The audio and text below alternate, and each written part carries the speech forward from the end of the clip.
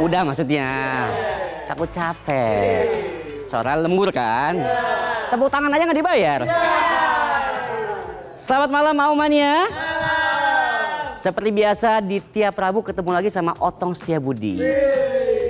Yang masih setia menemani Anda karena disuruh bos. Ini namanya adegan dewasa. Kerja. Kalau nggak kerja kan nanti dimarahin mertua. Apalagi di tanggal tua. Udahlah, makin tua ntar. Kita mulai aja inilah Midnight.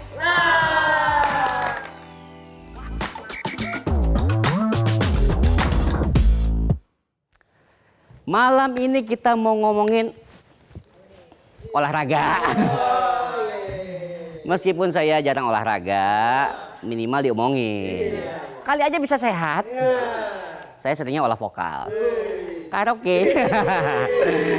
Tapi kali ini tentang sepak bola tanah air yang lagi jadi buah bibir. Alias jadi bahan omongan. Buah bibir. Jadi ada tebak-tebakan. Saya ada tebak-tebakan soal buah.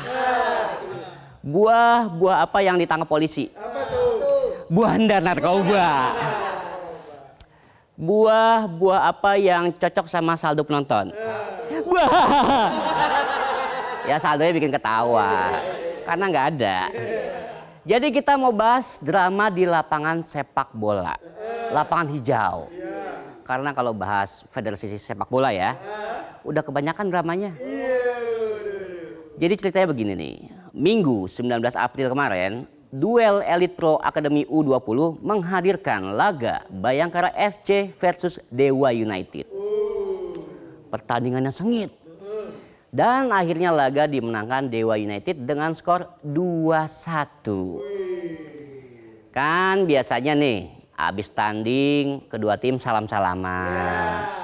Maaf-maafan, tuker jersey. Tukar nomor handphone, tukar kado, semuanya ditukar.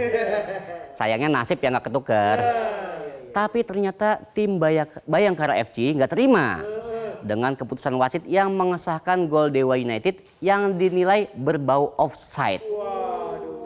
Kayak gimana tuh baunya tuh? Offside nih.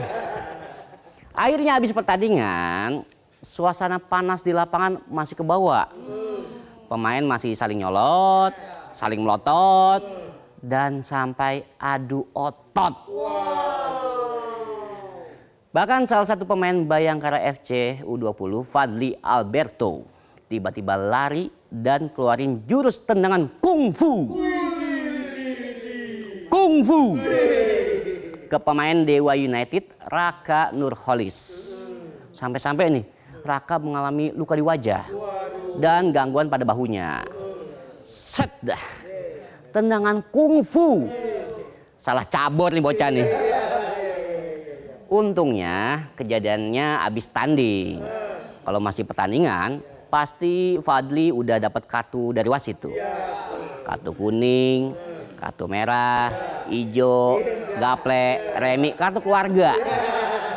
Dikeluarin aja tuh semua itu. Ngomong-ngomong soal kartu keluarga. Kenapa ya kartu keluarga bentuknya surat ya? Terus SIM ya, surat izin mengemudi. Bentuknya kartu. Kok begitu ya? Lu cari tahu dah. Kalau udah tahu jawabannya sini ya. WhatsAppin aja, kali aja ada yang tahu. Kalau saya nggak tahu. Balik lagi soal tendangan kungfu. Yang akhirnya malah memancing suasana makin panas. Sejumlah pemain dan staf dari kedua tim sampai ikutan ricuh. Tendangan kungfu Fadli akhirnya viral dan langsung dikecam netizen. Aksinya dinilai berbahaya dan nggak sesuai sama semangat fair play. Dan usut punya usut, ternyata ada faktor yang memicu Fadli ngeluarin ulti cow. Cow. Cow. Cow. Mobile Legend. Cow. Jadi kata manajer Bayangkara FC, Yongki Pandu, Fadli ngaku diejek bernada rasis. Nah itu tuh yang bikin emosi Fadli nggak terkendali tuh. Kacau dah, hari gini masih rasis. Kuno bos, kurang jauh main loh. Ingat ya deh, inget nih. olahraga apapun termasuk sepak bola itu menjunjung tinggi semangat sportivitas dan nilai kemanusiaan. Jadi rasisme itu dilarang keras. Ingat kata Maradona? Ingat gak? Kalau ada yang ingat sini WhatsApp lagi. Saya juga lupa. Gak ingat. Nah, kalau benar nih ada ucapan rasisme, Komdis PSSI juga harus mengusut. Jangan kisut, diem baik. Ntar kalau kejadian lagi cuma pelongo-pelongo. Kayak siapa ya? Nah, dan kalau kita balik lagi ke Fadly ini karirnya meroket. Kalau penonton karirnya macet. Stuck. Ya, susah. Jadi Fadly sempat memperkuat timnas U16 dan U17. Dia juga berperan membawa timnas Indonesia pertama kalinya lolos ke Piala Dunia U17 lewat jalur kualifikasi. Keren. Soalnya kalau lewat jalur ordal susah. Itu aja orangnya. Saya enggak ya. Bahkan sebelum Fadly mengeluarkan jurus tendangan kungfu, Fadly sempat menjadi bagian dari skuad timnas Indonesia yang disiapkan buat ajang Piala AFF U19 bulan Juni nanti. Tapi emang apes nggak ada di kalender ya. Akibat ulah blunder nih, Fadly dicoret dari timnas. Sadar kalau jurus tendangan kungfunya salah, Fadly langsung buka suara. Karena kalau buka Selat Hormuz ya susah ya. Geopolitik sulit. Fadly mengaku nyesel dan minta maaf. Dan Raka juga sudah memaafkan. Sekarang udah damai, sudah tenang. Awas nih netizen nih, jangan ngomporin lagi. Dicubit ntar. Namanya juga penyesalan ya. Datangnya kan belakangan. Kalau datangnya duluan, pendaftaran. Kalau penonton nih, datangnya awal. Nggak pulang-pulang. Itu namanya dikerjain atasan. Kayak kita. Dan sekarang sanksi bagi Fadly masih menunggu hasil sidang Komdis PSSI. Keputusan akhir PSSI nantinya akan menjadi penentu karir Fadly di dunia sepak bola profesional. Dari kasus ini kita bisa belajar. Meski ada dugaan hinaan rasis, tapi tindakan Fadly juga nggak bisa dibenarkan. Apalagi usianya masih muda, masih panjang karirnya. Buat semua atlet, ingat, boleh emosi, tapi jangan sampai lepas kendali. Kita nggak tahu ke depannya gimana kan. Bisa aja sekarang jadi lawan, di musim transfer berikutnya jadi kawan. Pas lagi latihan, oh yang kemarin nang gua, ngomong nggak dioper-oper tuh. Tiki-takanya nggak kena ntar. Kalau terus musuhan kan kagok juga.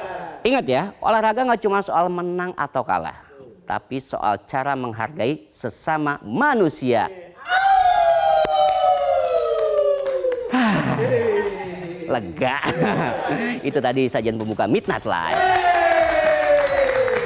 Sekarang hari apa? Rabu. Ada Ladies Night. Dan juga beragam informasi lainnya. Jangan kemana-mana dong. Kalau nggak kemana-mana, lo kalau kemana-mana gue capek gue ambil lagi. Penonton yang di rumah juga jangan kemana-mana. Tetaplah di Midnight Live.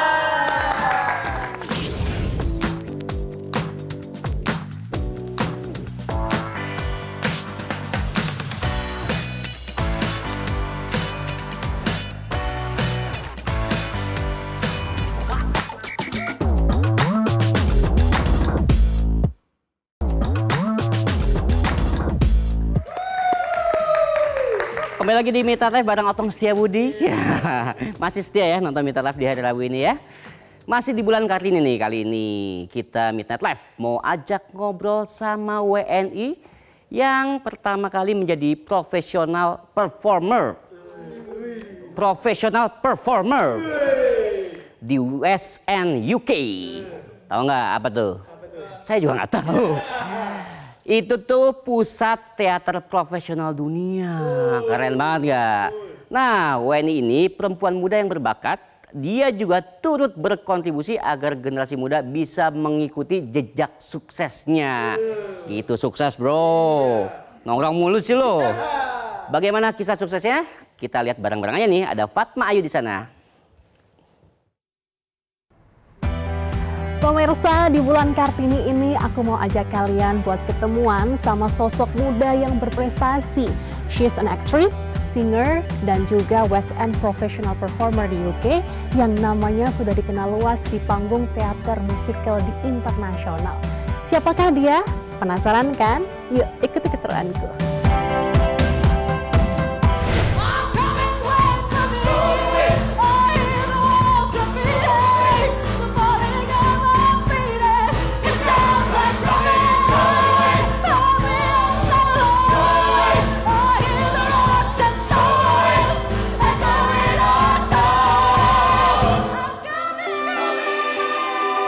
Dan pemirsa, di samping aku udah ada Desmonda Katawel. Hai Desmonda, apa kabar?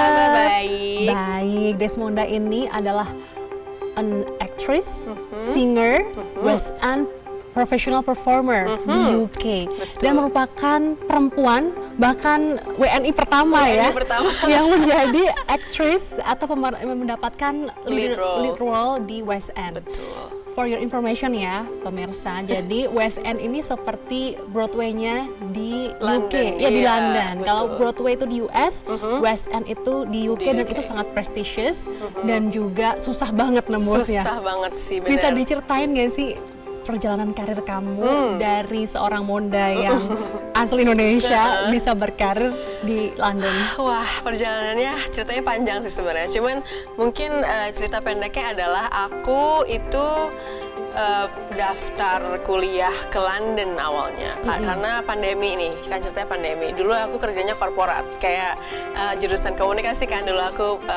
Kom.UI, jadi aku kerjanya di korporat komunikasi. Terus aku pas pandemi everything stops, right? Semua berhenti. Tapi aku juga selama aku kuliah, selama aku kerja korporat tuh aku selalu ikut komunitas teater di Jakarta. As a hobby? As a hobby, komunitas teater di Jakarta selama sepanjang itulah. Sekitar ada 8 tahunan lah aku ikut komunitas teater di Jakarta, musical teater. Terus pas pandemi aku kayak, because anything could happen. Pas lagi COVID itu tuh kayak dunia tuh berhenti gitu kan, kayak apa nih yang bisa terjadi lagi gitu ya kan. Jadi aku daftar lah sekolah, literally Google 1 year master's program musical theater in London gitu. Literally muncul lah ya. Terus aku daftar karena aku daftar aja gitu, iseng-iseng. Kayak mencoba aja kan, mencoba peruntungan. Jadinya pas sudah daftar malah keterima ke sekolah-sekolah ini. Salah satunya adalah Royal Academy of Music yang akhirnya menawarkan aku scholarship. Dan aku terbanglah tuh ke London at the end of COVID. Jadi akhir 2021 itu aku berangkat ke London untuk memulai master's degree aku di Royal Academy of Music, which is 1 year program in musical theater. Dan disitulah yang benar-benar kesempatan itu langsung terbuka lebar. Jadi apa ya? Menurut aku perjalanan itu adalah nekat gitu. Nekat dan nggak disengaja. Sebuah momen nekat yang kayak ya coba aja lah dulu, dan akhirnya it really leads to something so much bigger than I imagined, ya kan. Jadi aku masuk sekolah itu langsung terbukalah kesempatan-kesempatan itu, dapat pengalaman-pengalaman baru, dapat kerjaan langsung pas lagi di sekolah, terus dapat agent yang selanjutnya tuh mereka yang kasih aku audisi. Jadi aku bisa audisi jadi Jasmine di Disney Aladdin, aku bisa audisi jadi Eurydice di Hadestown. Itu karena ya udah jadi professional actor kan. So I have an agent who represents me, so I just keep auditioning dan dapatlah role ini. Yang dibutuhkan seperti apa sih kemampuan yang dibutuhkan as a lead role yang ada di West End? Kan West End ini salah satu yang prestigious, hanya 2, Broadway dan juga West End, dan itu susah banget nembusnya. Kemampuan apa sih yang harus dibutuhkan untuk menjadi actress gitu? Kemampuan tentunya acting ya. Acting itu harus utama banget karena again competition is huge. Banyak banget sekolah-sekolah performing arts di di London yang mereka setiap tahun tuh ngeluarin aja gitu kan lulusan-lulusan aktor-aktor yang bagus-bagus banget gitu. Yes. So like the competition is really hard. Terus acting pasti harus, kalau nyanyi pasti harus karena kan aku musikal ya. Yeah. Jadi harus bisa nyanyi yang bagus dan bisa mengawinkan keduanya itu. Nari bisa lah kayak sebisanya lah gitu ya kan. Pokoknya as long as you look comfortable on stage, I think you're good. Tapi yang memang harus penting banget itu nyanyi dan actingnya sih. Jadi kita harus punya 3 nih, singing, acting, and dancing. Yes. Kalau bisa dancing aja nanti jadi pohon aja. Betul. Jadi Bisa. snowman doang, cuman nyiprat-nyipratin salju doang gitu ya. Gitu. Jadi harus punya ketiga-tiganya. Nah, menurut kamu kenapa selain kamu punya ketiganya, apa yang saat ini dibutuhkan di West End, terutama karena memang apakah diverse itu nyata begitu kan, sebagai orang Asia kan kayak jarang gitu ya dulunya ya. Apakah sekarang juga mempunyai kesempatan yang begitu besar orang Asia terutama Indonesia untuk tampil dan juga berlaga di West End gitu? Menurut aku iya sih, salah satu alasan atau misalnya one of the factors that I actually got the chance to do a lot of different roles itu karena aku orang Indonesia.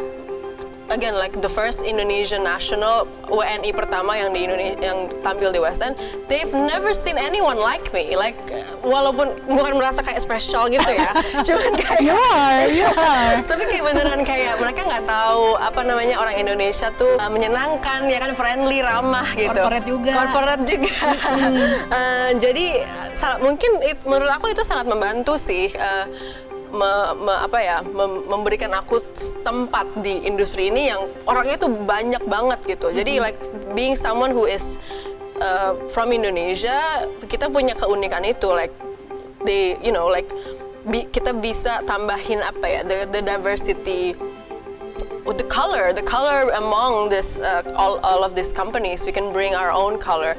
Dan mereka tuh memang nyari yang baru gitu ya, unik dan baru. And I feel like Indonesians, karena kita jarang direpresentasikan di London atau misal di Broadway, mereka sangat kayak wah, orang Indonesia gitu. Ada juga talenta muda yang berprestasi gitu ya. Betul. So and obviously because pastinya dengan talenta yang aku punya atau yang orang-orang Indonesia punya itu sangat-sangat, we have a place there, you know what I mean? Dan itu karena like people want diversity, people want nggak cuma yang itu aja gitu, kayak udah bosen lah kalau yang itu aja. Something new, bring something new place gitu ya. Exactly. Oke. Apa sih tantangan yang kamu hadapi ketika kamu sudah masuk di dunia theatrical music di sana gitu? Dari 2022 sampai 2026, tantangan apa yang paling kamu inget dan aduh ini kayak susah tapi sebenarnya I got it gitu. Apa ya? Tantangan yang paling besar sih menurut aku, karena aku pas lagi ke London aku tuh tidak tahu apapun. Yes. Literally nggak tahu, I don't have any predecessor, so nggak ada yang bisa ditanyain gitu kayak ini tuh gimana ya gitu. Jadi Kan ada senior ya di situ. nggak ada senior Indonesia nggak bisa nanya-nanya apapun, so like I literally figure it all out by myself. Jadi itu menurut aku tantangan yang paling susah sih, karena literally start dari nol kan. Tapi menurut aku that actually also my advantage, karena I'm so open to learn. Aku tuh kayak mau tanya, mau tahu.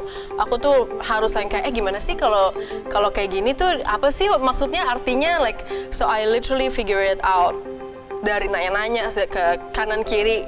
Dan that's the process that was kind of the hardest, is just figuring things out. Dan susah gitu ya kan, like bukan hanya figuring things out, bukan hanya belajar tentang industri, tapi juga belajar tentang hidup di London, kayak mahal banget ya kan, rentnya mahal, terus cari kerja gimana, terus kayak harus gimana cara survive di di tengah kota, cara biar nggak nyasar ya kan di tube ya kan, atau pakai bus, kayak gimana caranya biar nggak nyasar. So I think that was the hardest one, and also juga the pressure of karena kan you get all of this opportunity. There's so many kesempatan tuh banyak banget, tapi it's up to you to be ready to be in the room to work and to be kind and be prompt, kayak harus tepat waktu, harus profesional, dan itu sesuatu yang untungnya aku sudah siap gitu. Aku nggak harus yang kayak kelimpungan, aduh gimana sih telat, atau kayak misalnya ngaret, atau misalnya harus aku nggak tahu nih cara siapin materialnya gimana gitu ya kan. So I was lucky that I had the opportunity, aku udah sempat 8 tahunan di komunitas teater di Indonesia, jadi aku tahu cara kerja di teater lah gitu, at least minimal kan. Bekerja sama orang. Betul. Nah, untuk sampai 4 tahunan ini atau 2022 sampai 2026 ya, mulai berkarir ya. Sudah berapa judul yang sudah kamu perankan? Mulai dari jadi Jasmine, Hadestown, atau masih banyak lagi? Aduh, aku kalau misalnya full show itu aku sempat di From Here to Eternity, aku pernah jadi Lorraine, terus aku pernah jadi alternate Kim in Miss Saigon. Kita pernah di Miss Saigon itu di Sheffield Crucible, terus Jasmine of course di Disney Aladdin, Eurydice in Hadestown. Tapi aku juga sering ikutan konser-konser gitu, kayak aku pernah ikut Stephen Sondheim Old Friends, sempat ikut Treason, sempat ikut apa lagi ya? Saking banyaknya ya. Depan atau next project apa ini yang kamu sedang persiapkan? Yes, so next project actually aku baru aja diumumin akan memerankan Mary Magdalene in Jesus Christ Superstar, bareng Sam Ryder, bareng Tyron Huntley, dan itu show-nya akan di London Palladium, which is the biggest theater in the UK. Itu akan akan running selama musim panas ya, summer season. So that's gonna be my next role. So after this trip in Jakarta, I'm gonna go back and start rehearsals immediately. Dan hari ini kamu akan ngasih kelas ya, di master class, yang nantinya kamu juga akan menularkan ilmu-ilmu dan juga pengetahuan. Yang kalian akan connected, ada 150 orang yang datang di Usman Ismail di sini. Apa yang ingin kamu tularkan untuk nanti student-student atau juga peserta begitu, dan juga barangkali yang menonton Midnight Live kali ini atau juga Metro TV? Yang paling aku tularkan itu sebenarnya confidence mungkin ya. Jadi pede gitu, karena sebenarnya kita tuh punya banyak banget talenta-talenta yang super amazing gitu ya. Talenta Indonesia, we have so many talent, loads of talented people. Tapi yang kita nggak punya tuh justru kayaknya kepedeannya gitu. Dan aku pengen nularin kayak, guys, you are good enough, you are great enough, you are in the same level as a lot of this performers in the West End, dan gimana caranya kita bisa ke level itu dengan talenta-talenta yang kita punya gitu ya kan. Jadi adalah hack-hacknya, cara-cara menuju Roma tuh ada gitu ya kan. Karena gerbangnya udah dibuka sama Monda. Gitu. Terakhir nih, dalam rangka bulan Kartini, Hari Kartini gitu ya, apa yang ingin kamu sampaikan kepada para perempuan-perempuan yang udah pokoknya nekat aja mungkin atau tetap berjuang? Apa nih yang ingin kamu sampaikan secara general? Oh my God, aku pengen sampaikan, obviously I'm a girl's girl ya kan. Aku tuh I'm all for women doing incredible things. Jadi menurut aku perempuan-perempuan Indonesia, ini aku ke kamera yang ini, perempuan-perempuan Indonesia, kamu bisa melakukan hal-hal yang bahkan gak kebayang. Jadi nekat aja dulu, lakuin aja dulu, karena emang harus harus sok-sok pede gitu. Harus sok-sok pede. Jadi pesan aku adalah harus sok-sok pede. Nggak usah malu-malu, nggak usah kayak nggak bisa. Underestimate. Don't underestimate yourself. If you're especially if you're a woman, you are capable of so much more. And I'm rooting for every single one of you. Oke, yeay, tepuk tangan buat Monda, our girls girl. Yay, I am. Terakhir, aku pengen dengerin suara kamu. Walaupun nggak bisa nari-nari, nyanyi dancing, tapi aku pengen dengerin untuk closing yang kita pada malam hari ini. Oke, aku nyanyiin dari Eurydice aja, kayak dari Hadestown, a little bit. flowers. I remember fields of flowers, soft beneath my heels, walking in the sun. Ya. Yeah. Sama Mona, thank you so much Thank you. Mona.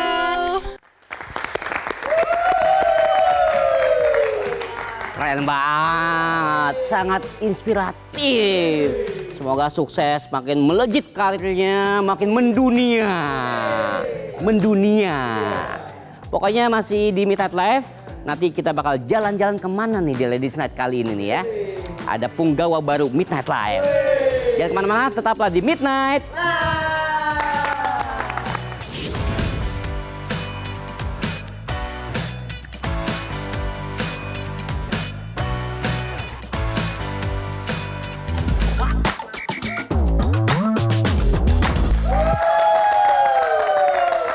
Masih di Midnight Live bareng Otong Setiabudi. Kali ini ada cerita Indonesia hari ini. Jadi berbagai peristiwa terjadi hari ini. Dari sektor lingkungan, ekonomi hingga kunjungan pejabat negara. Selengkapnya dalam cerita Indonesia hari ini.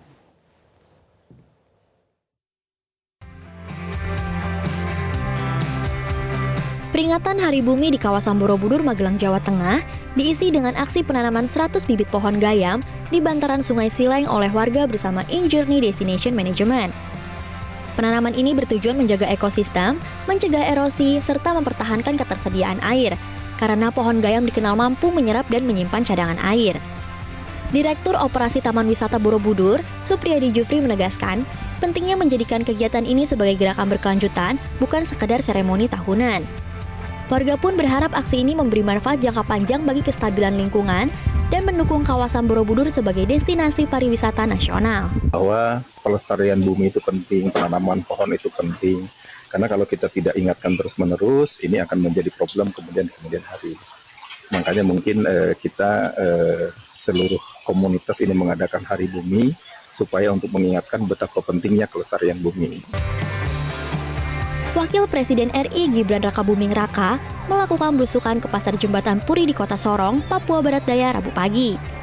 Dengan meninjau langsung kondisi pasar sekaligus menyapa pedagang dan warga, khususnya mama-mama Papua yang menyambut hangat kedatangannya. Dalam kunjungan tersebut, Gibran juga berbelanja sebagai bentuk dukungan terhadap UMKM. Ketua Koperasi Nelayan Tangkap Kota Sorong, Peter Koromat, menyampaikan apresiasi atas kunjungan tersebut dan berharap pemerintah dapat meningkatkan pembangunan serta menyediakan fasilitas jualan yang lebih layak. Kunjungan kerja ini juga akan dilanjutkan dengan peninjauan pembangunan kantor Gubernur Papua Barat Daya dan Rumah Sakit Umum Daerah John Pitwanane di Kabupaten Sorong. Badan Pemulihan Aset Kejaksaan RI akan menggelar BPA Fair 2026 pada 18 hingga 22 Mei di Jakarta Selatan, sebagai upaya meningkatkan kepercayaan publik melalui pengelolaan aset rampasan negara yang transparan dan akuntabel. Dalam kegiatan ini, lebih dari 400 item aset bernilai ekonomi tinggi akan ditawarkan, mulai dari aset tidak bergerak hingga aset bergerak seperti mobil sport, tas mewah, perhiasan, dan lukisan emas, yang seluruhnya telah berstatus hukum inkrah. BPA Fair juga diharapkan menjadi langkah strategi untuk mengedukasi masyarakat dan akan digelar setiap tahun. Mari kita lihat proses penyelesaian dari penegakan hukum ini sampai di ujungnya dengan transparan. Inilah tujuan kita, mengedukasi dan kemudian mempertanggungjawabkan. Pemerintah mendorong peningkatan jumlah konser K-pop di Indonesia sebagai bagian dari penguatan kerjasama budaya dan ekonomi kreatif dengan Korea Selatan seiring membaiknya hubungan bilateral kedua negara. Selain menjadi hiburan, konser K-pop dinilai mampu memberikan dampak ekonomi signifikan khususnya bagi sektor pariwisata, industri kreatif, dan UMKM. Indonesia sendiri merupakan salah satu pasar terbesar K-pop di Asia Tenggara dengan basis penggemar yang terus berkembang, sehingga peluang ini dipandang strategis untuk meningkatkan perputaran ekonomi sekaligus memperkuat posisi Indonesia sebagai tuan rumah event internasional, terlebih dengan adanya keterlibatan talenta asal Indonesia dalam industri K-pop.